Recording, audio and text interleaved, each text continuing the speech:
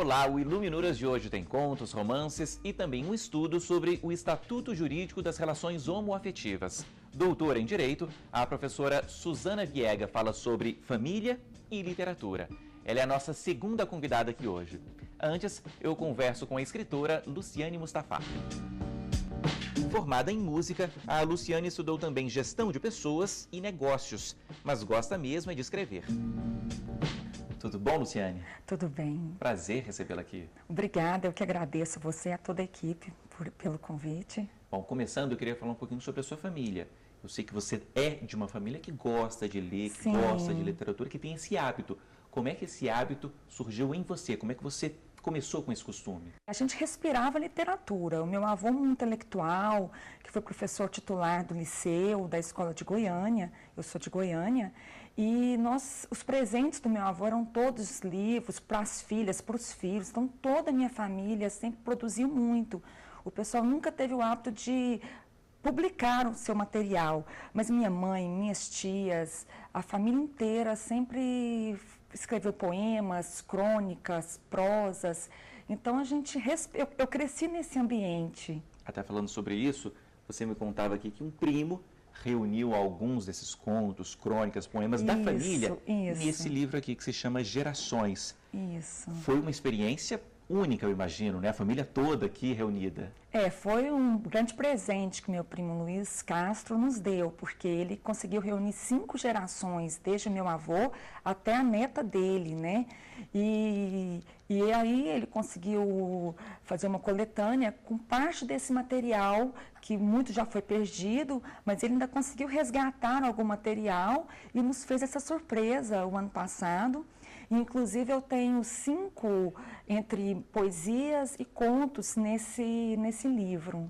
Depois disso, ou antes mesmo disso, você já havia publicado o seu primeiro romance, que está aqui comigo, O Despertar de uma Sinfonia. E você me explicava que antes da gente gravar como é que você decidiu publicar, escrever e publicar. Conta aqui para todo mundo, por favor. Minha vida é antes e depois dos meus 33 anos. Eu sempre amei ler, mas até os meus 33 anos, eu penso que eu nunca nem tinha cogitado a ideia de escrever um livro. Talvez por insegurança, mas depois dos meus 33, 34 anos, eu fui descobrindo minhas paixões, eu falo que eu desabrochei. Então, e aí eu descobri essa grande paixão na minha vida, que é escrever. Então, o título, O Despertar de uma Sinfonia, ele já começa pelo despertar desse sonho que eu tinha. E que talvez eu não tinha contato com ele. E esse livro, ele partiu da ideia de que eu sou uma otimista nata. Eu sou uma pessoa que eu sempre vejo soluções. As pessoas, a gente ouve muitas pessoas falarem, todo mundo tem problema. Até numa conversa de bar, as pessoas falam, mas quem não tem problema? Né? Todos nós, né? Sim, mas assim, eu vejo os problemas na vida como um deslize, não como um estado. Então, como um deslize que logo deve ser superado e resolvido e a vida continua. Vamos olhar para frente em vez de ficar olhando para o retrovisor, né? Eu costumo falar. E eu percebia isso muito nas pessoas e me incomodava. E as pessoas falavam, nossa, Luciane, eu falo do seu otimismo para as pessoas, eu falo de tantas conquistas que você já fez para as pessoas. E aí eu tive a ideia de escrever esse romance para inspirar as pessoas a acreditarem nos seus sonhos e a acreditarem na sua capacidade de realizá-los. E o que você conta aqui? Qual é a história, basicamente? Acabou que é a história da minha vida. É um livro autobiográfico. Até um dia, numa entrevista, perguntaram para mim se eu havia passado por algum momento, né, algumas perdas que eu pudesse explanar bem sobre o assunto. Então, eu acredito que eu passei por algumas situações muito difíceis na minha vida, mas, como eu falei, eu nunca fiquei focada na situação de problema. Eu sempre foquei em resolvê-la, deixar aquilo transponível e continuar, e escolher o caminho do sucesso. Eu acredito que a gente tem sempre do mesmo ponto, vários caminhos a seguir. Você pode focar no negativo, na experiência ruim, ou você pode usá-la para o seu crescimento e criar uma nova história a partir daquilo. Então, é isso que eu busco com esse livro, inspirar as pessoas a não focarem na sua derrota em algum momento difícil. Ao contrário, como um herói aprendiz, usar aquilo para uma vida mais rica e melhor. Então, é isso que eu busco nessa história.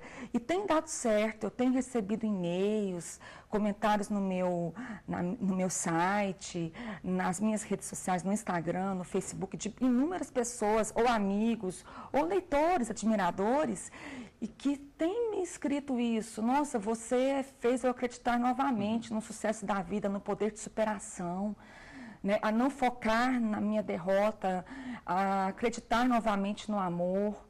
Então, esse livro ele foi escrito com essa visão. Curioso que você é formada em gestão de pessoas, também estudou negócios, mas gosta mesmo de escrever. Já tem esses dois, né? Contos nesse primeiro, esse romance e vem aí mais 2 livros, você me explicava. Isso. Um para crianças e um para adolescentes? Sim. Você pode adiantar para a gente? O de criança, na verdade, ele nasceu como um conto.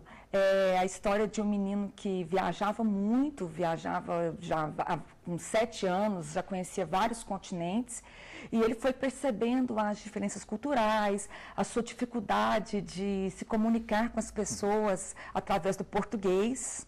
E logo quando ele percebe aquilo, ele já vai pelo menos conhecendo pelo menos as formas de cumprimento em outras línguas, para começar alguma comunicação com as pessoas.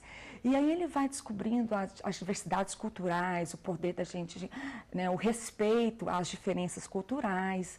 Então, é um livro para o público infantil, que nós já estamos, inclusive, em fase de escolher as gravuras. E o outro já é um livro para adolescente. O tema dele é voltado para drogas, como alerta para o uso de drogas e álcool na adolescência. E eu gosto muito dessa quebra de linearidade. Então, eu conto 3 histórias entrelaçadas ao mesmo tempo. Então, dentro desse livro, para dar leveza a um tema tão forte como esse, eu também conto a história de adolescentes na mesma escola, voltados para o esporte. Aí eu relato a experiência de crianças. A escola se passa em uma escola internacional, até mesmo para as pessoas terem acesso. Como que é a vida das crianças de uma escola internacional?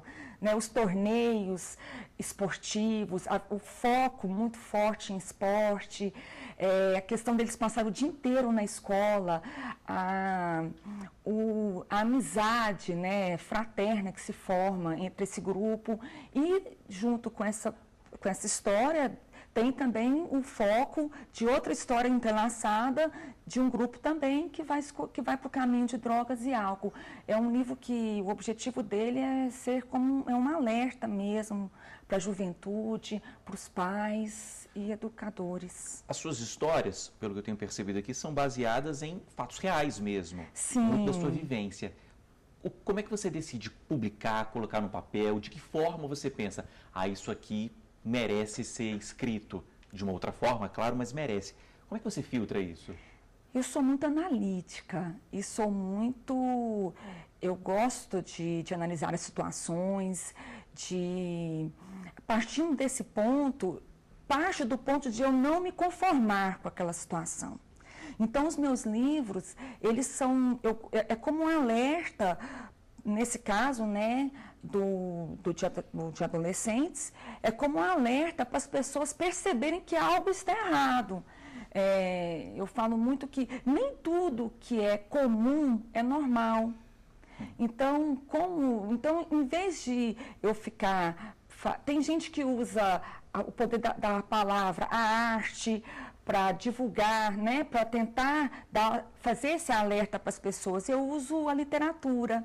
Então, através da literatura, eu tento fazer com que as pessoas se conscientizem do problema e busquem mudança. Eu acho que é basicamente isso. Bom, a gente já falou aqui sobre os seus livros, né, até sobre os seus próximos livros. Você também trouxe aqui para a gente alguns dos livros de autores que você admira. Certo. A gente trouxe alguns deles aqui. Quem que você seleciona, quem que você separa aqui para a gente que foram autores, livros importantes na sua formação? Já na pré-adolescência, eu comecei a ler histórias mais fortes, mais impactantes. E um dos livros que me marcou muito é que a minha mãe, ela tinha uma coletânea que ela ganhou do meu avô, que eram 20 volumes e cada volume tinha mais ou menos 3 histórias. Eu li todos. E o que mais me chamou atenção era um título que chama O Amor é Eterno. Eu devo ter lido esse livro com 12 anos. E a história é a biografia de Abraham Lincoln.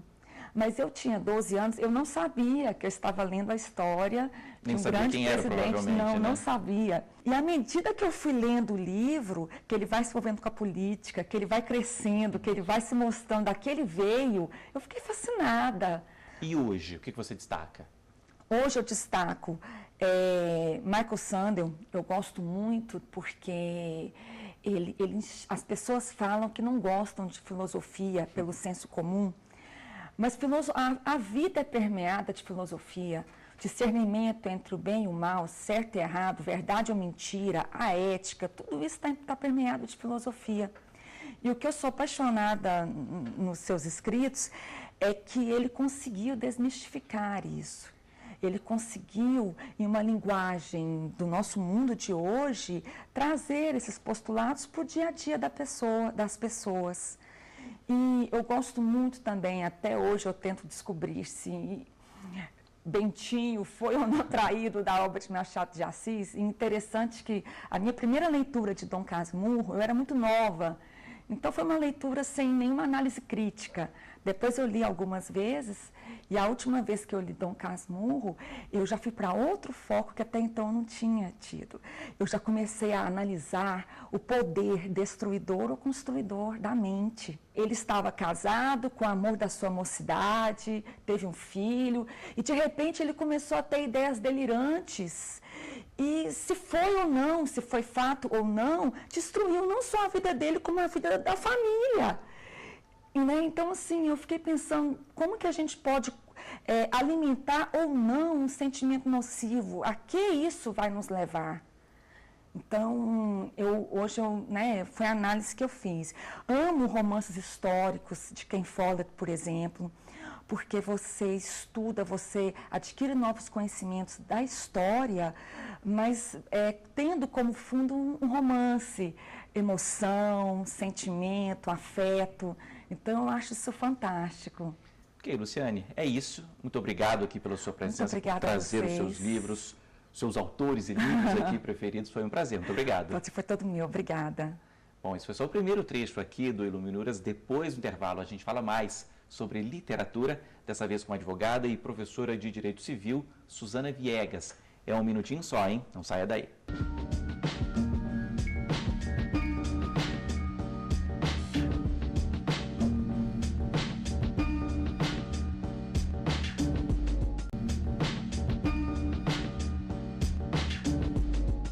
O Iluminuras já está de volta. Eu converso aqui neste segundo bloco com a advogada e professora de Direito Civil, Suzana Viegas. Tudo bem, professora? Bem-vinda. Tudo bem, obrigada. Bom, eu sei que você nasceu no Brasil, nasceu aqui em Brasília, né? Mas foi cedo para o exterior. Como é que foi essa experiência lá em relação à vida, outra cultura e também literatura? Como é que foi isso? Foi maravilhosa e bem interessante ao mesmo tempo. Eu saí de Brasília com 3 anos e mal sabia, né, falar. E fui para os Estados Unidos, onde eu tive que aprender, eu fui alfabetizada em inglês. Mas minha família sempre incentivando que a gente mantivesse diálogo em casa em português.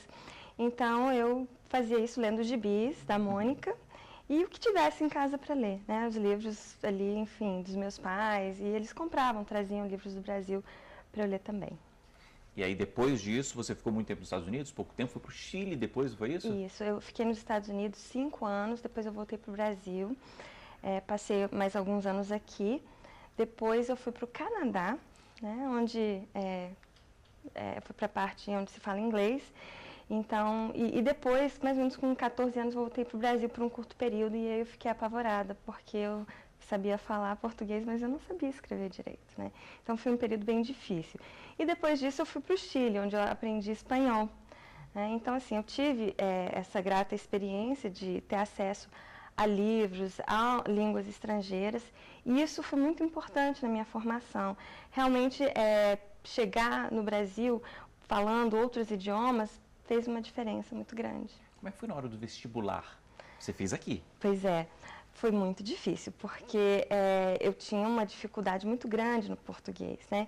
Então, eu tive que me esforçar muito, estudar, e quando eu fui fazer faculdade, eu sabia português, mas eu não tinha aquele hábito de escrever. Então, eu fui fazer um curso de português para estrangeiro, para poder realmente me habituar, ter o hábito de escrever bem. Agora, você me contava aqui até antes que você sempre gostou de ler e aí passou a escrever muito também. Exato. Foi o que te ajudou? Foi o que me ajudou. Eu sempre gostei de ler, eu lia romances, novelas, crônicas, tudo que pudesse ler. E isso me ajudou porque depois eu passei a ter gosto por escrever. Então, eu escrevia cartas, e tenho as cartas guardadas até hoje, e eu ainda gosto de escrever, mas eu nunca imaginei com toda essa mudança, porque mudar de país, de cidade, é sempre difícil. Tem um lado bom, que você adquire uma bagagem muito grande, mas também é difícil a fase de adaptação. Mas foi bom porque eu vi que eu tinha também vontade de escrever, não só ler, escrever também. E hoje é uma coisa surpreendente, eu nunca imaginei que eu pudesse publicar um livro, que eu fosse ser professora. Falando sobre isso, né, vou puxar aqui o Estatuto Jurídico das Relações Homoafetivas. É a sua tese de doutorado aqui na Universidade de Brasília. Isso. Explica pra gente o que você defendeu, o que você concluiu aqui, professora. Bom, eu iniciei o doutorado com a ideia de pesquisar sobre o tratamento jurídico dado às uniões homoafetivas. Quando eu comecei, ainda não havia sido julgada a questão da união homoafetiva no Supremo, mas no decorrer da tese houve o julgamento. E aí, claro, afirmou-se o entendimento de que a união homoafetiva é uma entidade familiar. Isso foi muito bom. Isso conferiu uma segurança jurídica às pessoas que vivem em uniões homoafetivas. Então, começou a se falar em casamento. Então, o julgamento, ele se restringiu, ele delimitou, né? Ele deixou bem claro que a união homoafetiva é uma entidade familiar, mas ficou a pergunta, como vai ser isso na prática depois? Então, eu percebi que, infelizmente, como nós não conseguimos aprovar um corpo normativo, não conseguimos aprovar uma lei mais abrangente que possa proteger esses direitos, eu visualizei um estatuto jurídico, muito embora não seja uma lei concreta, temos leis esparsas, normas que se reportam às uniões homoafetivas. Então, isso, para mim, constitui um estatuto jurídico. Muito embora não seja uma lei com um número, né? Nós esperamos que isso seja possível no futuro, mas sabemos que é muito difícil aprovar uma lei dessa natureza, né? Principalmente com o momento político que nós estamos vivendo e também o perfil, né, dos nossos legisladores. E o desafio é pontual muitas vezes, né? E é o cartório, casamento, é esse tipo de desafio. Sim, exatamente. Depois da decisão do Supremo, então eu passei a analisar as questões práticas, né? Porque uma coisa é você defender uma tese, uma teoria, outra coisa é você ver o desdobramento no dia a dia. Então, coisas simples, como adoção entre casais homoafetivos, né? Adotar uma criança, casamento. O casamento, ele foi regulamentado depois, né? Veio por uma resolução do CNJ. Ele é garantido, hoje não se questiona mais, mas tem muito chão para se andar ainda, para se trilhar, porque também existe a questão do preconceito, e nós não temos uma lei que faça uma abordagem repressiva, né, à conduta discriminatória. Então, a gente trabalha no sentido de avançar, mas é difícil, são muitos desafios. O que a gente pode exemplificar aqui? Cartório, casamento, adoção, divisão de bens? Divisão de bens. Isso tudo está muito claro hoje, é garantido, não se questiona. O que me preocupa mais em relação a esse assunto é justamente o preconceito, né? Porque temos notícia, embora não seja a minha área criminal, nós temos notícia de crimes que são praticados e levam à morte, homicídios que têm base discriminatória, né, preconceito. E jovens que são assassinados por terem uma orientação sexual diferente. Então, na verdade, eu estou muito satisfeita com o resultado da tese, só que eu vejo por um outro lado, que extrapola o direito civil, que, na verdade, são direitos fundamentais que estão sendo desrespeitados. Nessa questão, por exemplo, de casamento, é pacificado que pessoas do mesmo sexo têm que casar, o cartório tem que registrar, ainda há resistências? Como é que é no dia a dia? No comecinho houve resistência porque não estava regulamentado, mas o CNJ regulamentou. Então, hoje, um casal de mulheres, um casal de homens, chega a um cartório para casar, eles vão se submeter ao processo de habilitação, como qualquer outra pessoa, e eles vão ter o direito ao casamento, assim como qualquer outro casal. A habilitação de um casal homoafetivo para a adoção, ela deve seguir o mesmo padrão de um casal heteroafetivo. Então, o que pode acontecer é uma ocorrência de preconceito pontual, enfim, mas normativamente falando, não há o que se questionar. Todos os direitos são garantidos. É claro que nós ainda temos muito caminho a trilhar, ainda estão surgindo os primeiros casos de partilha de bens, de pensão alimentícia, porque ainda se fala até hoje, embora não seja novidade, por exemplo, que o homem tem direito de pedir pensão alimentícia para a mulher. Isso não é mais novidade. Mas pode ser claro, é muito falado, mas pode ser novidade que ocorra pedido de pensão alimentícia de um casal homoafetivo entre dois homens que estão se separando, e isso vai começar a aparecer. Você fala com muita propriedade, e também com muita paixão sobre isso. É a sua área, a minha direito de família. Direito de família. E como é que ele te encantou? Ele me encantou porque o direito de família é o direito do dia a dia. Todos nós temos família, viemos de algum lugar, temos pais, então é uma área do direito mais palpável, mais sensível, difícil também trabalhar com isso. A gente tem que ter dedicação, a pessoa tem que gostar, tem que ter muita paciência e eu acho que, acima de tudo, acreditar naquilo que está se defendendo, né? Porque, como qualquer outra área do direito, sabemos que há caminhos certos, caminhos errados. Então, no direito de família é a mesma coisa. Mas é o direito, para mim, é o direito mais bonito. Fala-se muito em minorias. Não é um termo que você usa. Não gosto de me referir a minorias. Eu até falo, por exemplo, mulheres, né? Costumam falar assim, mulheres é um grupo de minoria. Não. Estatisticamente falando, as mulheres são maioria. O que eu prefiro utilizar é o termo de grupos vulneráveis. Então, quando eu me refiro às uniões homoafetivas, aos homossexuais, eu jamais vou me referir falando sobre uma minoria, porque eu acho que isso, inclusive, é pejorativo, de certa maneira. Então, nós podemos falar em grupos mais sensíveis, mais vulneráveis, hipossuficientes, e isso, inclusive, contribui para empoderar esses grupos, né, que sofrem algumas restrições de direitos. Falou bastante aqui sobre o seu livro, também um pouquinho da sua história lá, da sua infância, sua adolescência. Eu queria falar agora mais sobre livros, seus autores. Você tem seus preferidos? Tem suas listas, Suzana? Tenho. Eu tenho muitos livros, inclusive, que eu gostaria de ler, né? Eu tenho lá a fila de livros. Um livro um autor que eu gosto muito é o Mário Vargas Llosa, principalmente porque eu tive contato com esse autor quando eu estudei no Chile. Hoje é o que se chama de ensino médio, né? Então, eu fui apresentada a uma literatura mais sofisticada no ensino médio, e aquilo me assustou bastante, porque eu vinha dos Estados Unidos e do Canadá, de boas escolas, mas e sempre sendo incentivada a ler, mas eu fiquei bastante assustada, porque eu falei assim, nossa, isso aqui é muito difícil, né? Mas aí eu me surpreendi, porque a leitura ela é muito agradável, e o livro, por sorte, ele não era muito grande, porque a gente se assusta, né? Hoje não, né? Quanto maior o livro, melhor, porque são mais horas de prazer. Mas no comecinho isso assusta mesmo, né? Me assustei muito. E aí também pude conhecer uma outra autora, que é a Isabel Allende, que faz parte, inclusive, da história do Chile. O pai dela, como foi presidente, tem toda a parte histórica.